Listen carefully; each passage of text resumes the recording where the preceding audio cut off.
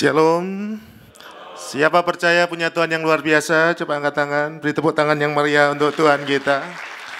Karena seringkali ketika saya tanya kepada beberapa orang, apakah engkau sudah mengalami yang namanya kebebasan finansial?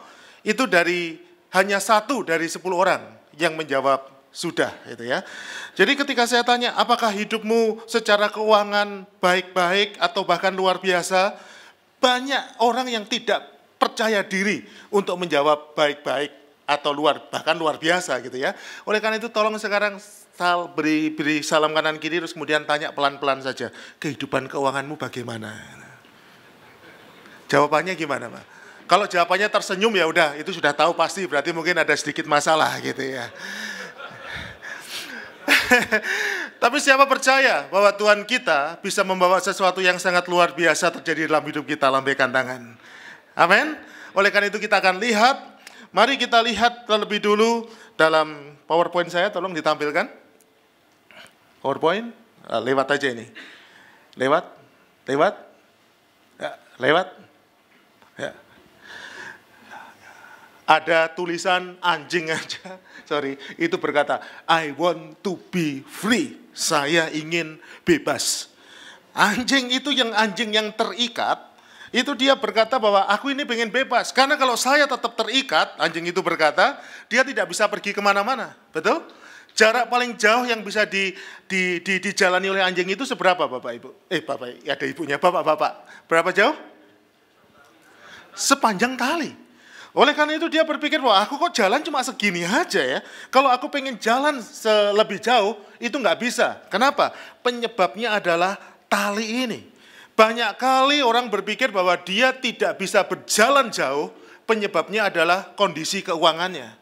Banyak kali ketika kita ditanya, bagaimana masa depanmu? Dia berkata, aduh masa depanku buruk. Kenapa? Dia berpikir uangnya terbatas. Karena uangnya terbatas, maka dia pikir tidak akan pergi kemana-mana. Oleh karena itu yang timbul di dalam pikirannya adalah, dia berkata, aku harus punya uang banyak. Kenapa? Kalau aku punya uang banyak, berarti taliku semakin panjang. Kalau taliku semakin panjang, berarti aku bisa menjelajahi lebih jauh. Oleh karena itu kalau terjadi hal yang buruk di dalam hidupnya, yang disalahkan cuma satu, aku kurang punya banyak uang. Betul nggak? Pernah ketemu nggak orang-orang seperti itu Bapak Ibu? Bapak-bapak, ngomong ibu aja, bapak-bapak. Dia berpikir bahwa masalahnya adalah karena kurang uang. Kalau kita lebih lanjut, tolong tampilkan, saya agak cepat karena waktunya kita udah agak molor gitu ya. Kalau saya tanya lagi ke orang-orang itu, oke, kalau sudah punya uang untuk apa? Jawabannya apa? Langsung aja. Yang pertama apa Pak? Saya mau tanya, kalau kamu diberi uang sekaligus sama Tuhan banyak hari ini, jebret gitu. Yang pertama uang itu digunakan untuk apa? Kalau itu jawabannya, kok jangan jalan dulu. Digunakan untuk apa? Pertama untuk apa? Ya, beli rumah. Berarti keinginannya punya rumah kan? Jadi begitu punya duit, yang pertama kali dilakukan adalah beli rumah. Kalau yang sudah punya rumah, untuk apa? Beli rumah lagi. Oke, rumahnya sudah 500. Untuk apa? Oke, baru rumah 500, kemudian mobil. Kalau sudah punya mobil banyak, apa? Kapal pesiar. Kalau kapal pesiar sudah punya? Pesawat terbang. Kalau pesawat terbang sudah punya? Kereta api. Kalau kereta api sudah punya? Kereta api mau diparkir di mana gitu ya. Susah banget kalau pesawat terbang masih masuk akal, nih beli kereta api untuk apa? Kemudian kalau sudah terus ditanya kepada orang super kaya, dia akan berkata, aku pengen punya klub sepak bola. Pertama apa? Arema Kronus. Punya duit lebih banyak, dia berkata, ya Manchester United lah. Kemudian kalau punya duit lebih banyak, dia akan punya keinginan. Dia berkata bahwa dia tidak bahagia karena keinginannya tidak terpenuhi. Dia berkata, aku hari ini tuh sedih. Kenapa sedih? Karena tidak punya uang untuk beli rumah. Jadi kalau dia berharap dapat uangnya digunakan untuk apa? Memenuhi keinginan. Kira-kira bahagia enggak kalau semua keinginan kita terpenuhi? Duh, saya tanya, bayangin ya Pak ya, jalan-jalan di pameran mobil, kalau punya duit cuma sedikit kan kita milih mobil A, mobil B, atau mobil C. Satu aja, cuma bisa beli satu. Bayangin kita punya duit demikian banyak, kita pergi ke pameran mobil, semua mobil yang ada di sini, tak beli semua. Kira-kira seneng nggak seperti itu? Masa Pak? Seneng apa tidak? Parkirnya beli tanah lagi Pak, karena duitnya banyak. Bapak udah pinter itu tadi, jawabnya parkirnya gimana? Oke, parkirnya juga banyak, kita bisa beli gedung bertingkat khusus untuk parkir mobil kita. Kira-kira seneng apa tidak? Mau jadi seperti itu? Sungguhan? Bisa mengelola? Oke, urusan belakang. Kalau pertama memenuhi semua keinginan, yang kedua menjadi hebat, dianggap hebat oleh temannya. Seneng nggak dianggap hebat oleh temannya? Pandangannya bapak-bapak memandang saya jadi takut sendiri. Saya cuma mau tanya, seneng nggak kalau dianggap lebih hebat daripada orang lain? Biasa aja. Kalau ngomong biasa saja berarti sudah hebat Pak, sudah lolos itu. Nah, saya mau katakan, tanpa sadar tujuan kita seperti ini. Dan saya mau tanya, kalau orang punya tujuan memiliki banyak uang sehingga bisa memenuhi semua keinginan dan menjadi hebat, kira-kira dua hal itu bisa terwujud apa tidak? Apakah bisa memenuhi semua keinginan? Bisa enggak Pak? Jawabannya adalah tidak bisa. Kenapa tidak bisa? Begitu duit kita bertambah, keinginan kita bertambah. Hari-hari ini beberapa orang super kaya itu pengen punya bukan cuma sekedar tanah di dunia, dia pengen punya tanah di planet-planet lain. Kenapa? Dia sudah bingung duitnya terlalu banyak. Oleh karena itu kalau ditanya tujuan ini pernah terwujud apa tidak, maka banyak orang akan berkata, tidak akan pernah terwujud. Oleh karena itu, tadi saya tanya orang-orang, dari 10 orang, 9 orang berkata apa? Tidak punya kebebasan finansial. Kenapa? Karena yang ada di pikirannya, kebebasan finansial itu adalah punya duit banyak, sehingga bisa memenuhi semua keinginan, dan menjadi hebat. Masalahnya, duitnya berapapun, itu tidak bisa memenuhi semua keinginan. Kita lihat satu contoh, lanjutkan. Kita lihat satu ayat lebih dulu lah. Mari kita baca sama-sama 1 Yohanes 2 ayat 16. 1, 2, 3. Sebab semua yang ada di dalam dunia, yaitu tadi kenapa diganti?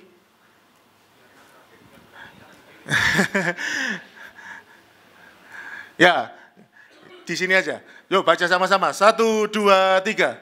Sebab semua yang ada di dalam dunia, yaitu keinginan daging dan keinginan mata, serta keangkuhan hidup, bukanlah berasal dari Tuhan, melainkan dari dunia. Jadi ternyata yang dari dunia itu 3, Pak. Apa saja, Pak? Yang pertama? Keinginan daging. Yang kedua?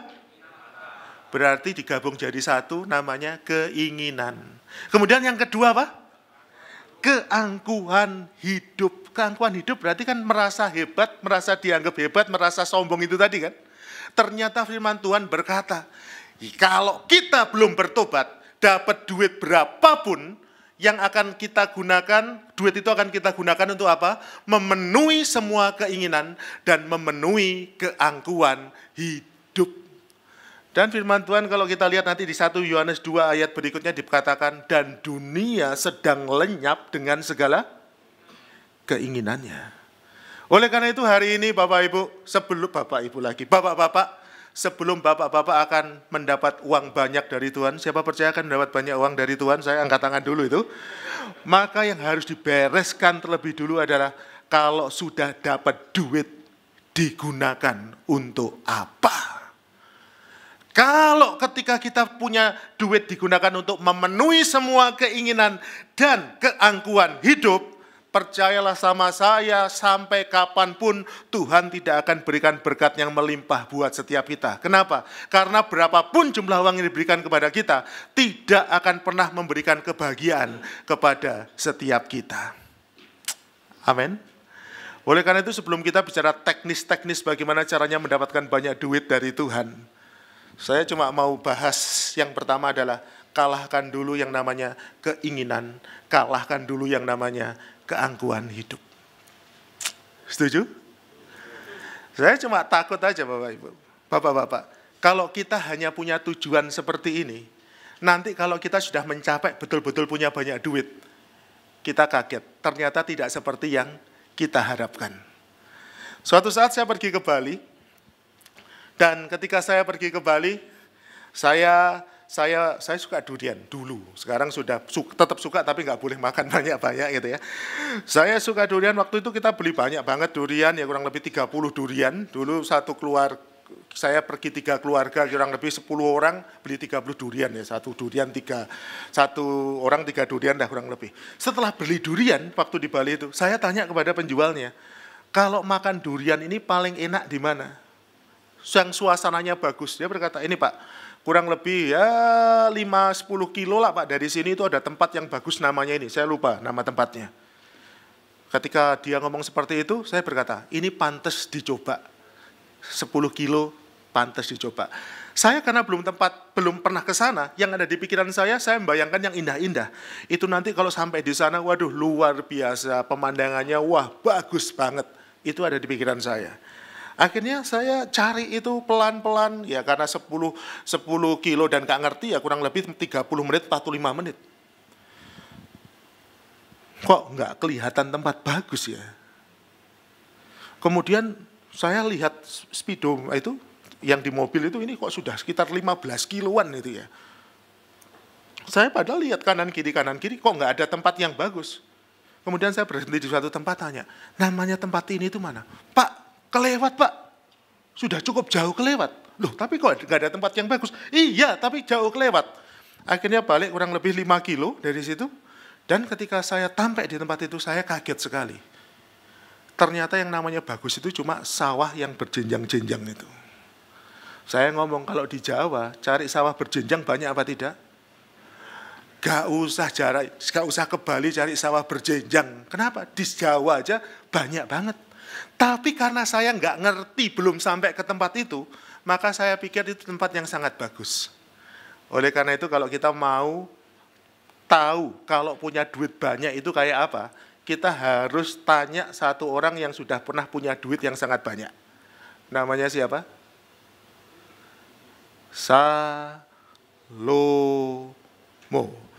Kita lihat apa yang dilakukan Salomo. Lanjutkan. Next. Salomo di Pengkhotbah 2 ayat 10. Kita baca sama-sama ya. 1, 2, 3. Aku tidak merintangi mataku dari apapun yang dikehendakinya. Berarti keinginan apa? Keinginan mata. Kemudian, dan aku tidak menahan hatiku dari sukacita apapun. Keinginan mata, keinginan daging. Gitu. Artinya dia lakukan semua. Salah satu contohnya apa? Salah satu kelemahan laki-laki, pria itu adalah wanita. Tahu istrinya Salomo berapa? Bukan, istrinya 700. Gundeknya 300. Apa Pak bedanya gundek sama istri?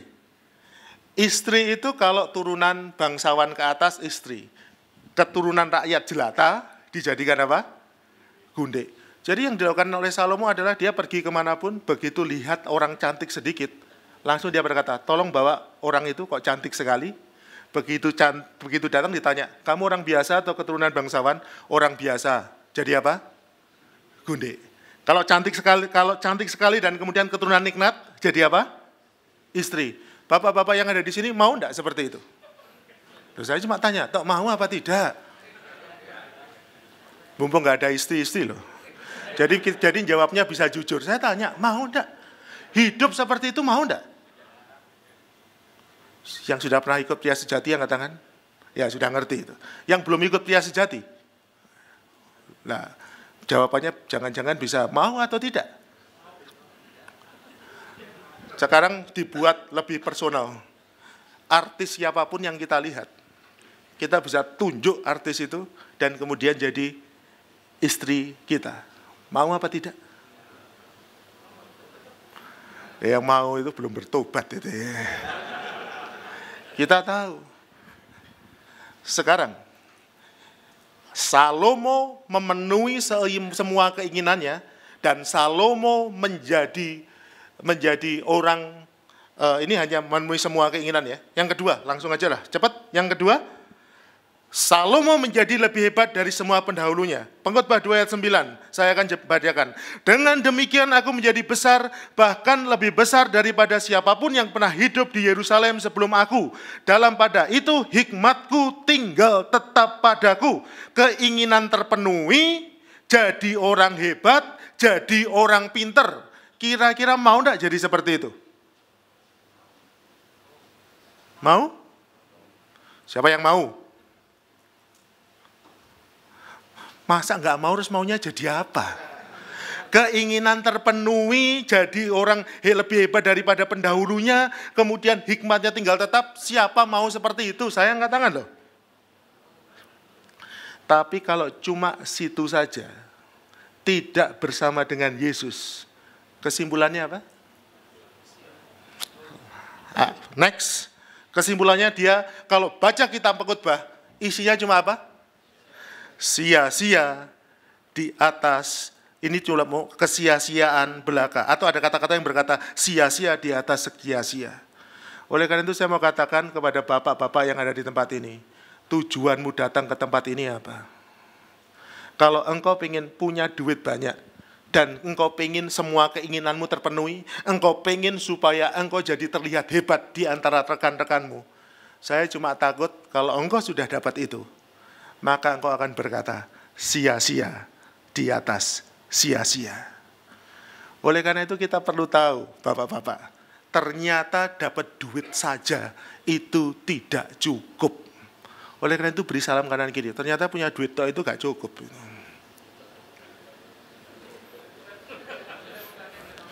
Lah yang susah, wis duit gak duwe, terus keinginannya masih banyak, sombong lagi. Ada nggak yang seperti itu? Sudah duitnya enggak ada. Ini tadi kan saya ngomong duitnya ada banyak pun kalau keinginannya masih banyak dan kemudian kesombongannya masih ada, itu aja beratnya luar biasa. Apalagi kalau sudah tidak punya duit, keinginan banyak, sombong. Itu mau jadi apa? Saya mau tanya. Terus kemudian datang ke sini berkata minta Tuhan memberkati. Tuhannya bingung kalau diberkati itu akan jadi apa? Karena duitnya akan digunakan untuk apa? Memenuhi keinginan dan menganggap dia hebat. Ini om saya nih. Awalnya temennya sih, pelihara koi. Awalnya sekelompok itu komunitas itu nggak punya koi, melihara koi. Itu terjadi tahun 96-an yang lalu. Melihara koi. Kemudian setelah melihara koi, undang teman-teman persekutuan. Setelah diundang teman-teman persekutuan, kemudian yang dilakukan adalah setelah doa, makan, terus kemudian kan ngobrol kan. Ngobrolnya di kolam koi, cerita dia. Ini koi di sini, wah saya beli hebat-hebat loh. Sip. Ini kolamnya koi saya. Ini yang buat orang yang paling terkenal. Temennya apa tau? Oh. Ketika gitu kira-kira pengen enggak buat yang sama? Yang di situ. Oke. Satu orang langsung berkata, bulan depan di tempat saya ya persekutuannya. Ya, jangan sampai enggak datang di tempat saya. Setelah dia ngomong gitu, langsung besoknya dia cari ikan koi yang kira-kira lebih baik dari punyanya temennya, dan dia mau coba buat kolam yang lebih besar. Dan ketika dia lihat rumahnya, wah ini kira-kira satu kamar ini dibongkar saja. Buat apa? Kolam koi. Besoknya kolam koinya sudah mulai dibangun, bulan depannya jadi. Biasa persekutuan. Tuhan engkau baik, mengucap syukur, ngomong kayak gitu, makan. Setelah makan, saya baru juga loh, bangun kolam koi. Ayo lihat. Ketika lihat, dia ngomong, oh ini lebih hebat. Yang kemarin kan bab itu si A, itu dari ini. Ini saya buatnya dari si X. Oh ini hebat, ini saya belikan koinnya juga relatif mahal.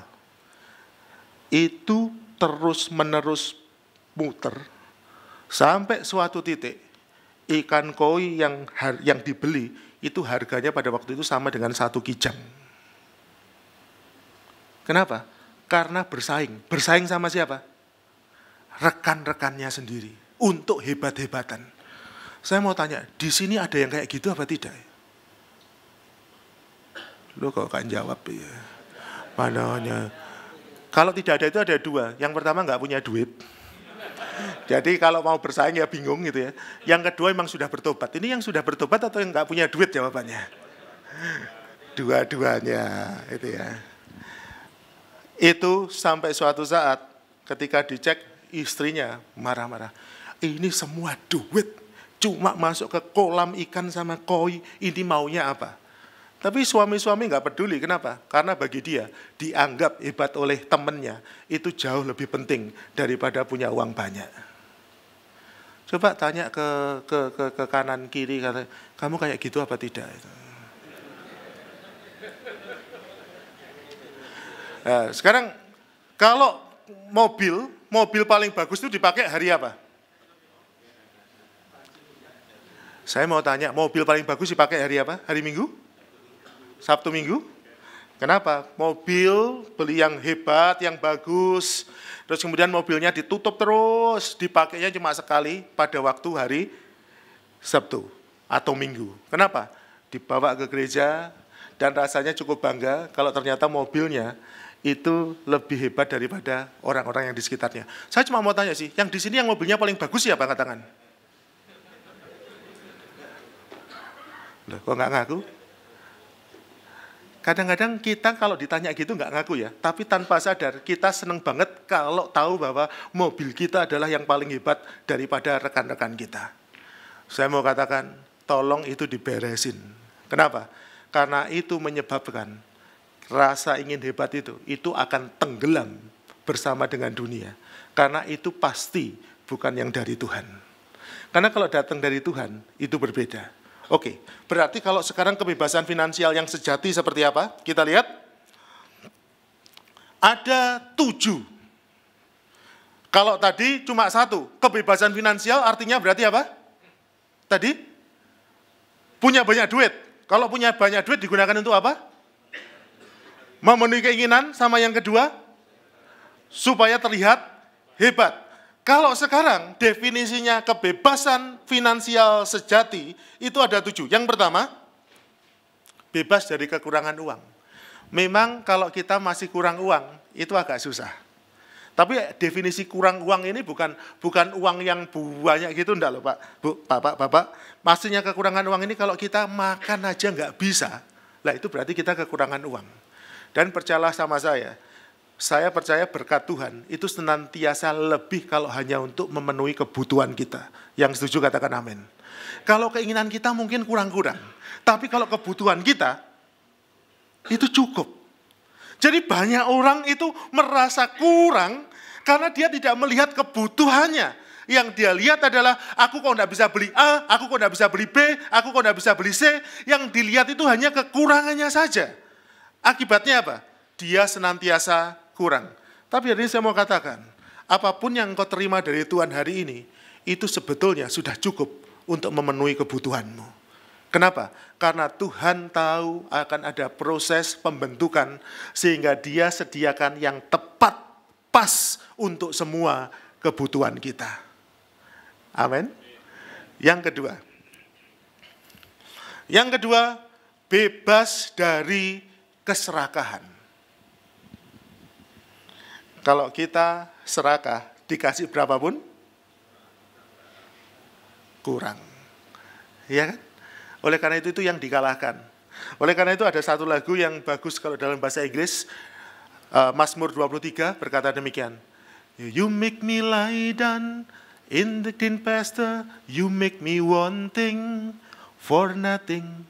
Engkau membaringkan aku di rumput yang hijau, engkau membuat aku tidak kekurangan, dan tidak menginginkan apapun. Oleh karena itu, ini sudah mengalahkan yang tadi. Kalau tadi inginnya banyak, kalau ini apa? Inginnya dikurangi. Siapa percaya bahwa yang sebetulnya yang kita inginkan itu harusnya Tuhan? Siapa percaya? Angkat tangan. Saya sangat percaya itu. Oleh karena itu, kalau engkau menginginkan uang lebih dari Tuhan, malam ini diberesin dulu. Dan saya sangat percaya berkat Tuhan, tidak engkau sangka-sangka akan datang dengan melimpah dan luar biasa terjadi di dalam hidupmu. Yang ketiga, bebas dari kesombongan. Saya mau tanya, serakah itu membuat kita terikat apa tidak? Terikat. Sombong membuat kita terikat enggak? Terikat. Oleh karena itu beberapa orang yang punya duit banyak, dia ngomong aku nggak punya masalah sama duit, tapi aku masalah dengan keserakahan, ya masih terikat. Aku masalah dengan kesombongan, terikat. Oleh karena itu sekarang kita harus membuat diri kita, meskipun kita belum punya banyak duit, tapi kita belajar tidak serakah. Katakan saya tidak serakah, 1, 2, 3. Saya tidak serakah. Katakan saya tidak sombong, 1, 2, 3. Saya tidak sombong. Itu membuat hati kita itu tetap tenang. Oleh karena itu hari ini meskipun duitmu belum kelihatan banyak, tapi paling tidak engkau bisa berkata, saya tidak serakah dan saya tidak sombong. Setuju? Mengalahkan kesombongan sama menghasilkan duit banyak, itu mudah mana Pak? Percaya sama saya, sebetulnya mudah menghasilkan duit banyak Pak. Sombong itu susah banget loh mengalahkan. Apalagi kalau kita merasa diri kita hebat. Yang keempat, tadi masih ingat yang pertama apa? Bebas dari apa? Yang kedua bebas dari apa? Yang ketiga bebas dari? Yang keempat bebas dari rasa bersalah. Tahu enggak? Rasa bersalah itu bisa menuduh kita, dan kalau kita dituduh rasanya tidak enak banget. Ada satu ayat yang saya mau baca, Amsal 10 ayat 22. Ayat ini mengatakan, berkat Tuhanlah yang menjadikan kaya, susah payah tidak akan menambahinya. Ini terjemahan yang nggak tepat Pak. Kenapa nggak tepat? Gara-gara ayat ini banyak orang berkata, kalau gitu aku nggak perlu kerja. Kenapa? Karena aku susah payah tidak akan menambahi berkat dari Tuhan. Ngapain kerja keras gitu kan? Padahal kalau kita lihat yang di New American Standard Bible, dia berkata demikian. It is the blessing of the Lord that make rich. Berkat Tuhanlah yang menjadikan kaya. Ayat berikutnya, bagian berikutnya berkata, dan dia tidak menambahkan penderitaan kepada berkat itu. Jadi ini adalah berkat Tuhan. Ini adalah penderitaan. Kalau berkat datang dari Tuhan, berkatnya datangnya apa? Murni. Tapi kalau berkat bukan dari Tuhan, datangnya apa Pak? Datangnya apa? Berkat plus apa? Penderitaan. Jadi firman ini dikatakan, kalau engkau cari duit dengan cara tidak benar, yang datang ke rumahmu uang, apakah orang yang cari duit dengan tidak benar bisa mendatangkan uang banyak? Sangat bisa. Tapi tanpa sadar, yang datang ke rumahmu apa? Duitnya datang dengan yang namanya penderitaan. Oleh karena itu, bagian yang keempat ini adalah perhatikan cara kita cari duit. Jangan sampai kita cari duit itu membuat Tuhan susah memberkati kita. Satu ayat lagi di Amsal, lanjutkan. Amsal 15 ayat 27. Yuk kita baca sama-sama. 1, 2, 3.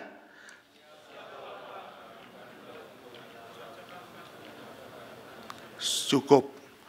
Keuntungan gelap sama dengan apa?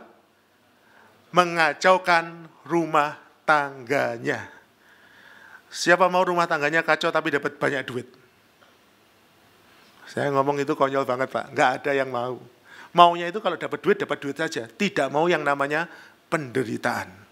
Oleh karena itu hari ini tolong dicek. Apakah berkat yang datang ke rumahmu itu berkat dari Tuhan atau berkat yang bukan dari Tuhan?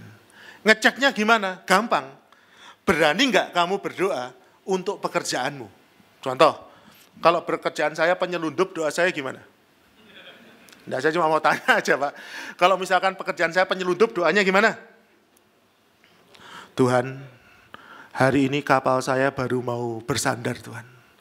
Dalam nama Tuhan Yesus, buat semua petugas bea cukai tidak bisa melihat Tuhan. Dalam nama Tuhan Yesus, butakan mata mereka sementara. Nanti kalau sudah barang saya lewat, kemudian Engkau bukakan lagi mata mereka. Dalam nama Tuhan Yesus, amin. Berani doa kayak gitu enggak? Kalau masih doa kayak gitu, hati nuraninya udah hilang. Kalau engkau jualan rokok, doamu gimana Pak? Saya cuma tanya, kalau jualan rokok doanya gimana? Tuhan Yesus, buat roh kegerakan rokok terjadi di tempat ini. Dalam nama Tuhan Yesus, buat roh kegerakan sehingga apa yang terjadi? Rokok saya laku keras. Berani doa seperti itu? Kalau engkau jadi germo, doamu gimana? Buat roh perjinahan, kenajisan Tuhan datang ke tempat ini. Lah kita ini kok datengin roh kenajisan barang itu loh. Roh seperti apa? Kalau jualan barang BM bagaimana? Ya cepat rusak, untungnya tapi banyak Pak memangnya. Tapi tanpa sadar, kita kelihatannya duit gampang, tapi engkau nggak tahu yang datang di rumahmu bukan cuma duit sebetulnya. Si Salomo berkata, salah satunya rasa bersalah. Ketika engkau menyembah Tuhan, tiba-tiba ada tuduhan. Kamu kan jualan BM kan, barang BM tuh. Kok sih bisa menyembah Tuhan kamu? Saya mau katakan rasa kayak gitu, tidak enaknya luar biasa. Setuju apa tidak? Papa saya dulu, kalau jualan dulu, zaman sekarang sudah enggak, sudah bertobat. Dulu, itu kalau jualan misalkan seng itu kan dulu orang-orangnya masih rodok-rodok goblok gitu ya. Jadi kalau seng harusnya 0,3 gitu, 0,2, duanya dihilangin supaya kelihatan 0,3, lumayan, untungnya banyak. Ada saudara juga berbuat yang mirip-mirip seperti itu. Kira-kira dapat duit banyak apa tidak? Wih, duitnya dapatnya banyak sekali. Yang terjadi di keluarga saya, untungnya satu toko terbakar. Dari hasil itu loh. Dan tidak diasuransikan, habis. Terus setelah itu papa saya bertobat. Ternyata nyari duit kalau caranya nggak benar itu kalau diambil gampang ya.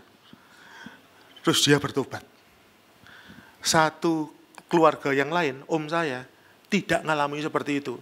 Dia berkata, oleh karena itu kamu ojo ke gereja. Ojo ke gereja, gak usah. Kelihatannya mulus. Karena ternyata hukumannya bukan di dia. Kemudian anaknya menikah, anaknya dapat, kan dia dapat menantu kan? Menikah, anaknya ini suka lobby-lobby ke pejabat dan sebagainya.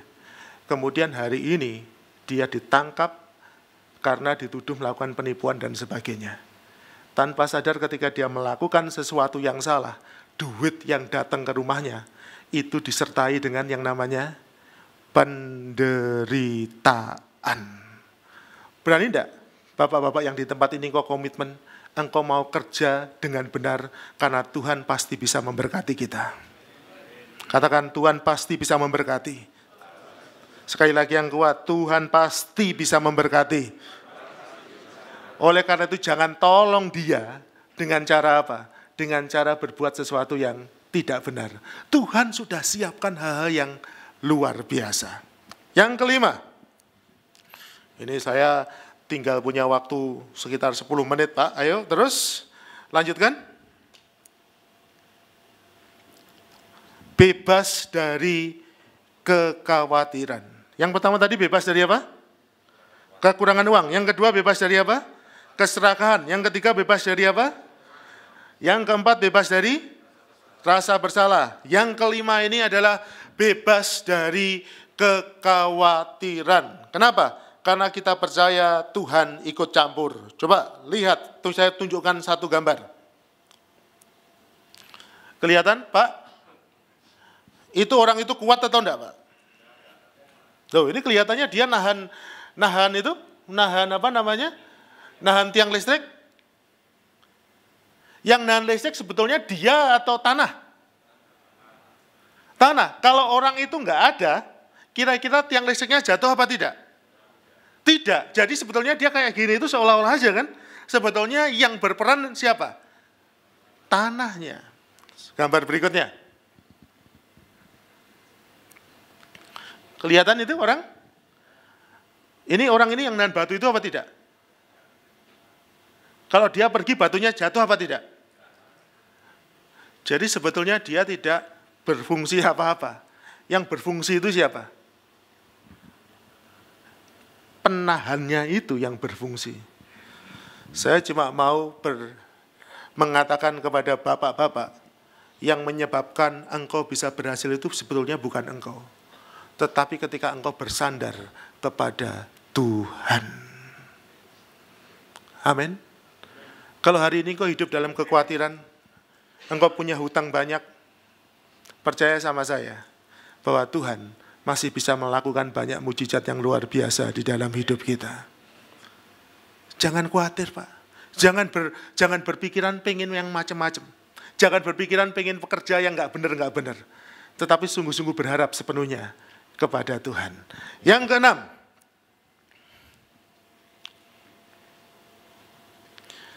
bebas dari insanity, bukan insanity, bebas dari pengen dapat cepet-cepet. Kita tahu bahwa kita seringkali seperti itu. Yang ketujuh, lanjutkan aja, yang ketujuh, bebas dari mementingkan diri sendiri. Saya ulangi lagi tadi. Yang pertama apa? Kekurangan uang. Yang kedua, keserakahan. Yang ketiga, kesombongan. Yang keempat, merasa bersalah. Yang kelima, kekhawatiran. Yang keenam, insanity, pengen instan. Yang ketujuh, dari mementingkan diri sendiri. Kalau engkau bisa bebas dari itu, engkau akan jadi orang yang betul-betul berbahagia. Oleh karena itu kalau hidupmu hari ini penuh khawatir, percayalah Tuhanmu sanggup melakukan banyak hal yang luar biasa. Kalau hari ini kau pengen cepat-cepat, percayalah waktu Tuhan itu yang terbaik. Kalau hari ini kau hanya hidup untuk dirimu sendiri, engkau itu adalah hidup yang paling melelahkan. Engkau harus sadar bahwa engkau harus juga memperhatikan orang lain. Amin. Kesimpulannya, mana yang kau pilih? Kebebasan keuangan yang versi sempit? Versi sempit isinya cuma apa? Duit banyak supaya apa? Memenuhi keinginan sama supaya menjadi hebat. Itu tidak pernah berjalan. Harusnya engkau membuat hidupmu itu memang engkau tidak kekurangan uang. Tapi engkau juga tidak serakah. Engkau tidak sombong. Engkau tidak diikat oleh rasa takut, rasa bersalah. Kemudian engkau tidak khawatir. Kemudian engkau tidak pengen cepat-cepat. Dan engkau juga memperhatikan orang lain. Lah kalau itu yang terjadi, hidupmu akan jadi luar biasa. Ayat yang terakhir yang saya mau bacakan. Lanjutkan. Kita baca sama-sama Roma 11 ayat 36. Yuk baca, itu ayatnya ada di sini. 1, 2, 3. Sebab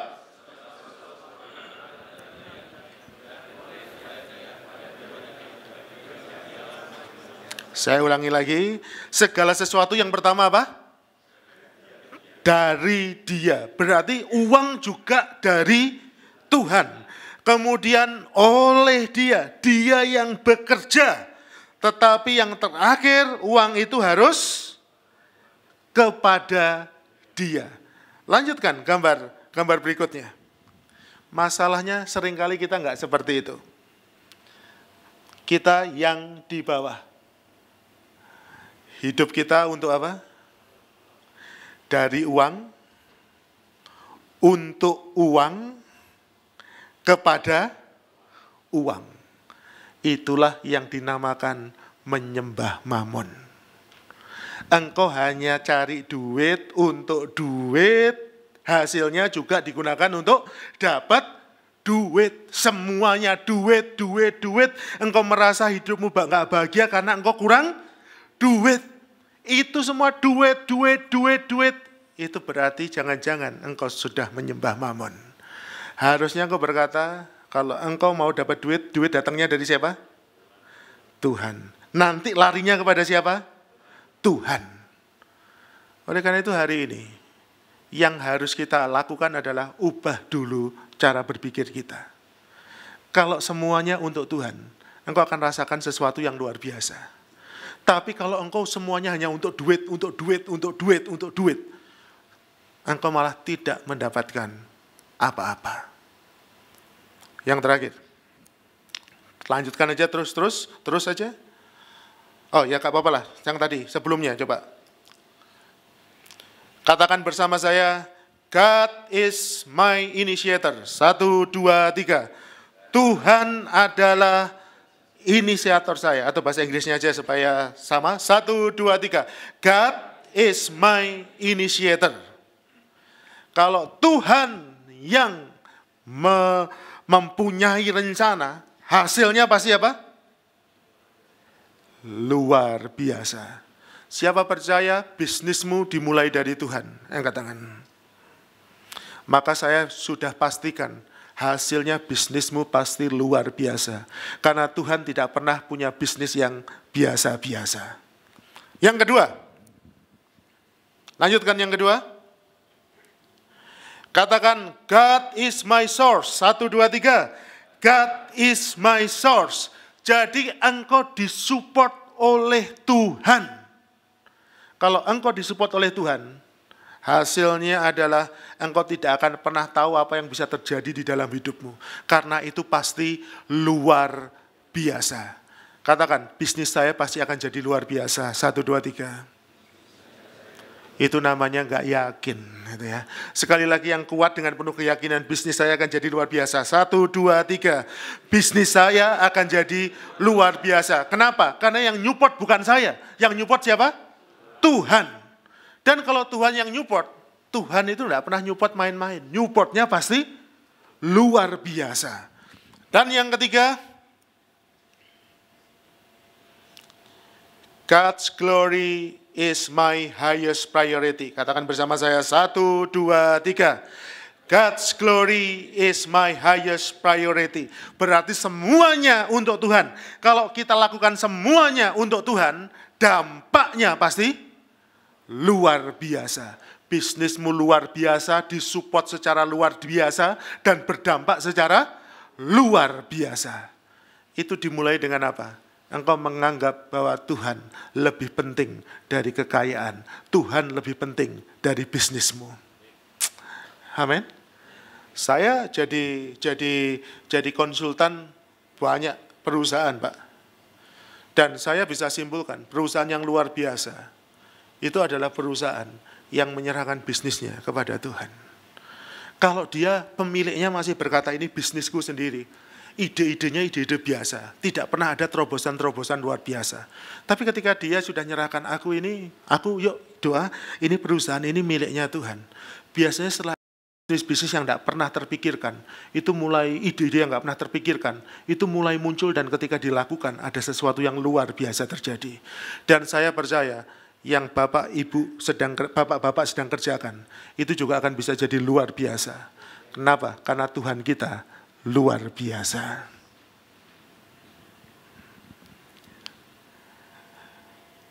Saya cuma ingin malam ini kita berani berkata bahwa kemuliaan Tuhan itu lebih daripada segala harta. Setuju? Ayo tolong bantu saya nyanyikan satu pujian, Pak. Saya ingin kita naikkan satu pujian. Basuh aku di dalam darahmu, anak domba. Pernah dengar lagu itu? Nanti di refnya berkata, ku rindu kemuliaan Tuhan. Lebih dari apa? Segala harta.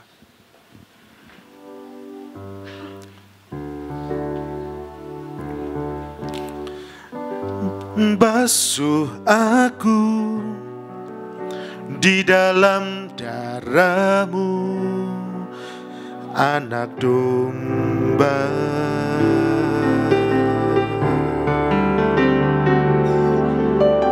Jamah bibir, luruskan hatiku dengan Roh-Mu.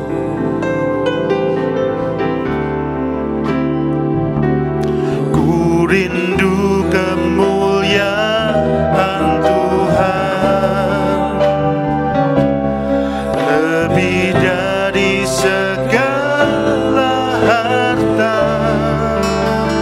Jadikan ku hamba berkenan kepadamu.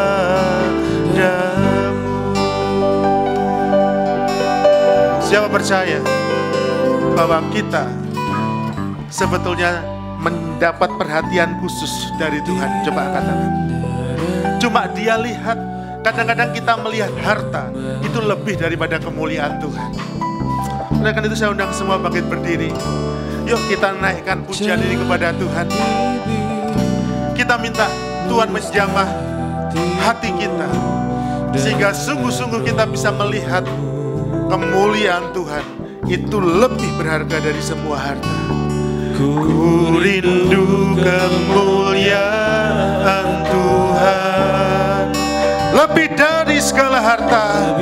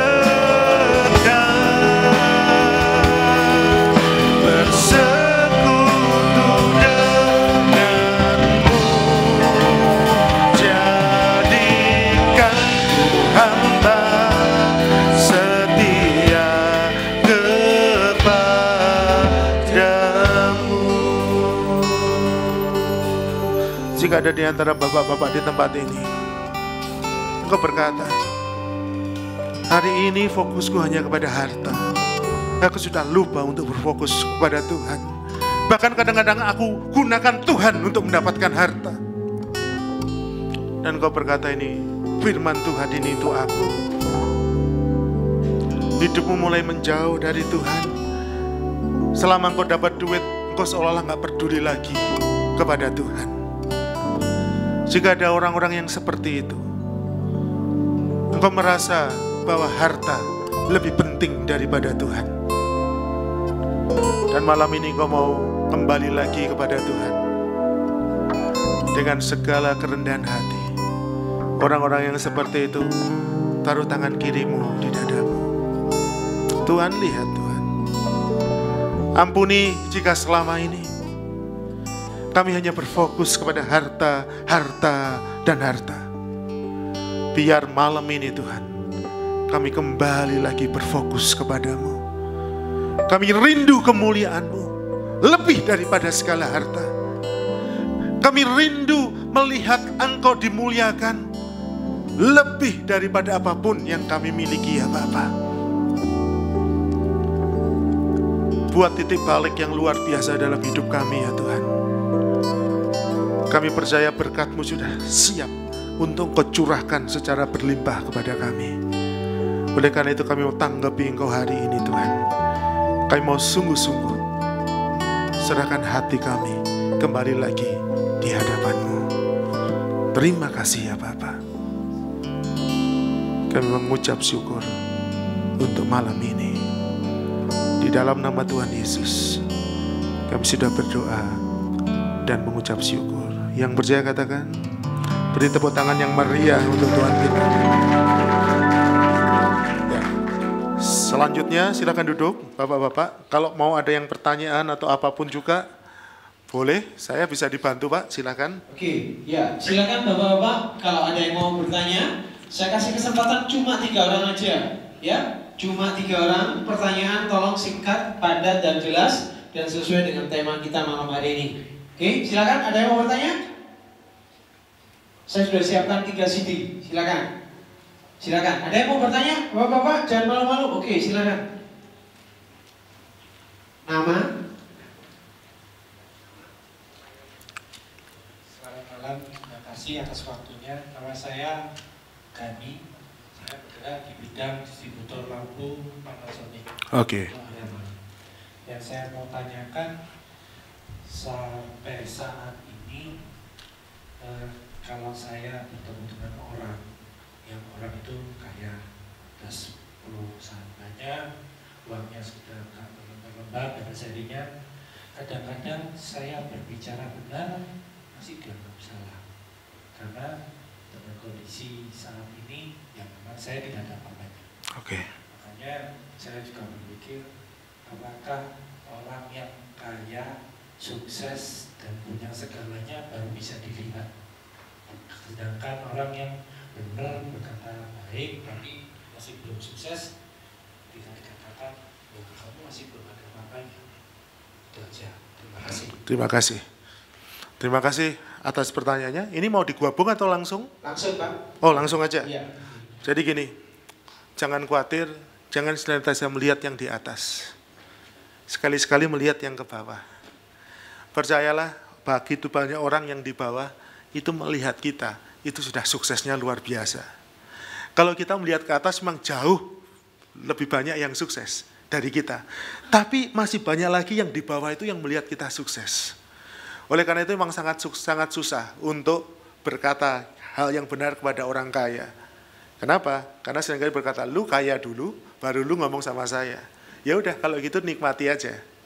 Tapi nanti sampai suatu saat firman Tuhan berkata, di 1 Korintus dia berkata demikian, aku akan membuat engkau mempermalukan orang-orang yang berhikmat. Aku akan buat engkau orang yang tidak berhikmat menurut dunia mempermalukan orang-orang yang berhikmat. Dengan cara apa? Tuhan pakai secara luar biasa. Aku akan pakai orang yang lemah menurut dunia untuk mempermalukan orang-orang yang kuat. Memang sejak zaman Paulus seperti itu. Jadi ya kalau hadapi dengan senyum aja. Saya juga pernah suatu saat saya ngomong tentang pembagian harta. Saya ngomong sama orang kaya. Pak, dia ngomong gini, nanti ketika anak saya menikah, itu harus ada pembagian harta dari awal. Kenapa? Saya pengen dapat anak itu besan yang kaya juga, dan nanti kita hartanya harus sendiri-sendiri. Anak saya sendiri, anaknya dari itu sendiri. Dia ngomong demikian. Saya ngomong, loh kan enggak kayak gitu. Wong tubuh aja jadi satu, apalagi harta. Benar enggak? Di sini ada yang menikah harus kemudian pembagian ini. Nanti supaya kalau cerai, loh, ini menikah untuk seumur hidup atau untuk cerai? Sudah dibatas-batasi kayak gitu. Ketika saya ngomong kayak gini, ya mungkin kamu belum bisa mikir kayak gitu karena kamu belum sekaya saya. Ya saya kalau dalam hal itu senyum, oke. Saya tak doa Pak, Bapak tolong doakan saya supaya saya juga bisa lebih kaya dari Bapak. Nanti tak buktiin Pak, kalau saya kaya tetap anak saya tidak akan ada pemisahan harta. Orang Kristen pun kadang-kadang kayak gitu. Dia masih melihat apa yang terlihat. Oleh karena itu berita bagusnya adalah Tuhan tidak melihat apa yang dilihat oleh orang kan. Tuhan melihat apa? Hati. Jadi tetap aja senyum-senyum saja kalau seperti itu. Dan percayalah kalau sudah sampai waktunya, engkau akan dipakai Tuhan untuk mempermalukan orang-orang yang menganggap dirinya hebat. Selanjutnya ada lagi? Ada lagi? 2 orang lagi, Bapak? Silakan, 2 orang lagi. Saya mau bertanya. Dapat hadiah itu. Iya, iya. Ada? 2 orang lagi?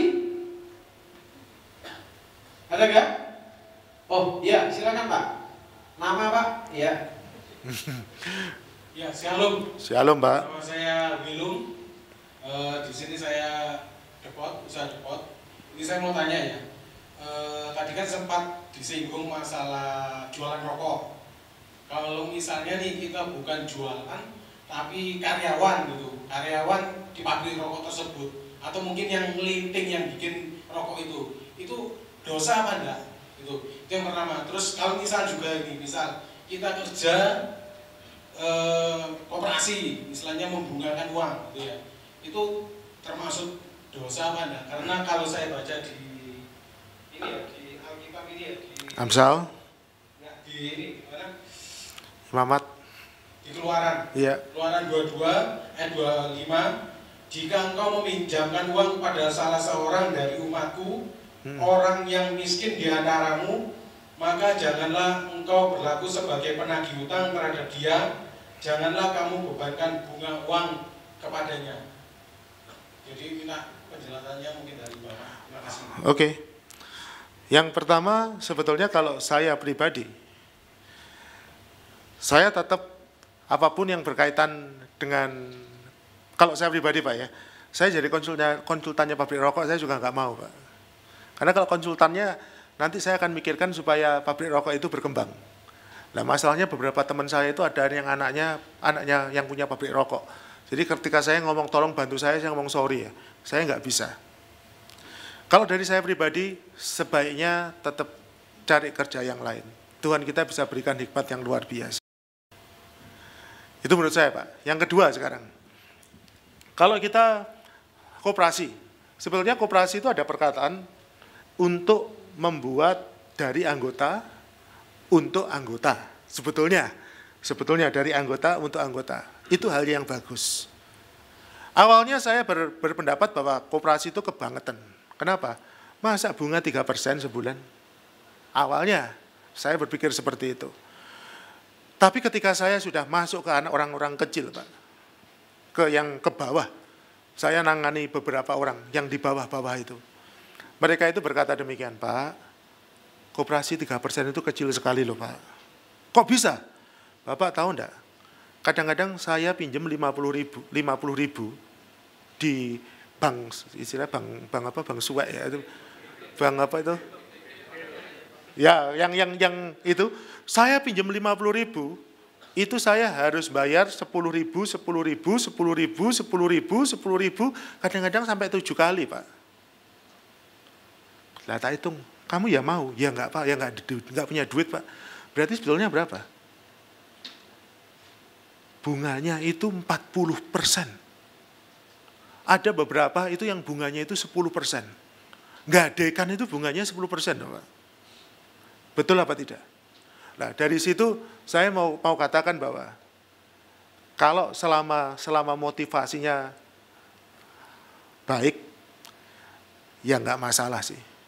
Tapi engkau sendiri yang tahu hati nuranimu seperti apa.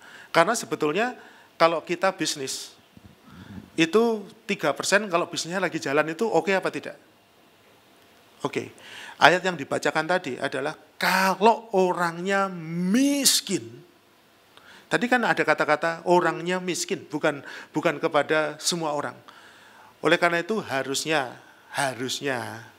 itu pakai model-model seperti yang di tempatnya siapa? Muhammad Yunus. Jadi pil. Jadi kalau memang nggak bisa bayar dan itu karena sakit, itu ada kebijakan-kebijakan khusus. Nah, menurut saya itu aja. Cuma kalau pemiliknya hati nuraninya gimana? Engkau dikejar rasa bersalah apa tidak? Kalau engkau dikejar rasa bersalah, ya engkau jangan bisnis seperti itu. Kenapa? Buat apa engkau dikejar rasa bersalah?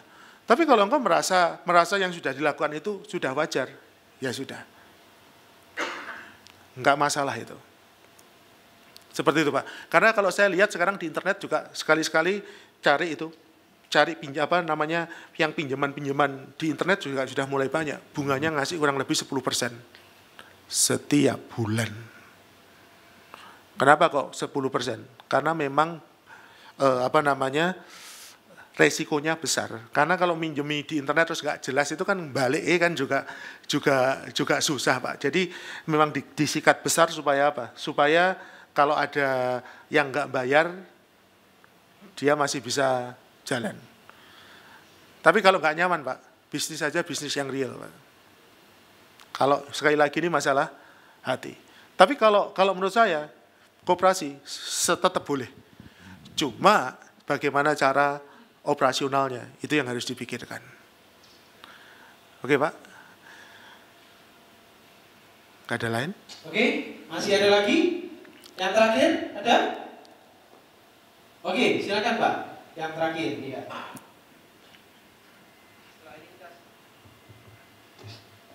Ya, selamat malam Pak Benny.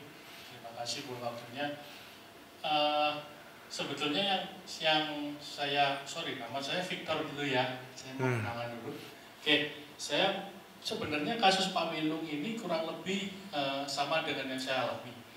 Cuman problemnya adalah bagaimana cara mengatasi ketika yang menjadi atasan atau rekan sekerja kita adalah saudara dan orang tua bahkan.